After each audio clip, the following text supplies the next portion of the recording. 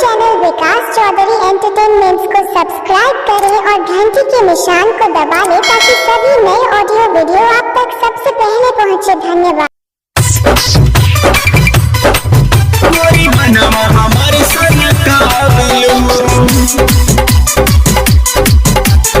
माँ Vaishno recording studio Delhi.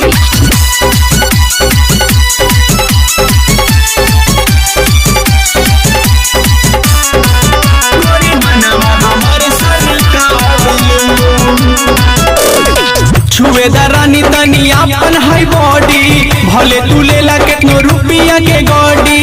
ए सुना ना हो, छुएदारानी तनी आपन हाई बॉडी भले तू लेला केतनो रुपया के गाड़ी। चढ़ल बा जवानी गिरे मुहावा से पानी, हमारा के काहे तड़े पावेलू।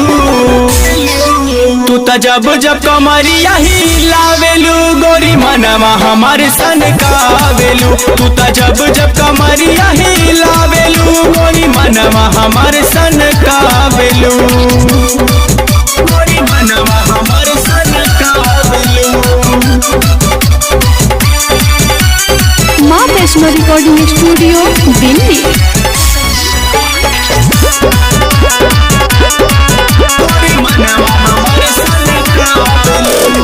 गल तोहरे रसगुल्ला जैसन नैना लागे कटार हो। पर्दा के पीछे चला करे जा खूबे कैल जाओ प्यार हो। अब बर्दाश्त नहीं के। गल तोहरे रसगुल्ला जैसन नैना लागे कटार हो। पर्दा के पीछे चला करे जा खूबे कैल जाओ प्यार हो। करेलू काहे नखराए गोरी हमरा के नाही चिखावेलू। तू त जब जब कमरिया हिलावेलू गोरी मनवा हमार सन कावेलू। तू त जब जब कमरिया हिलावेलू गोरी मनवा हमार सन कावेलू। गोरी मनवा हमार सन कावेलू।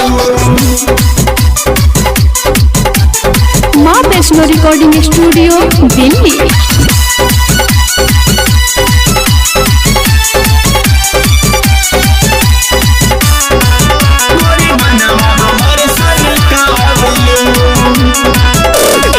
विकास चौधरी करी है आज खेला, मनी है ना तोहरा बात के।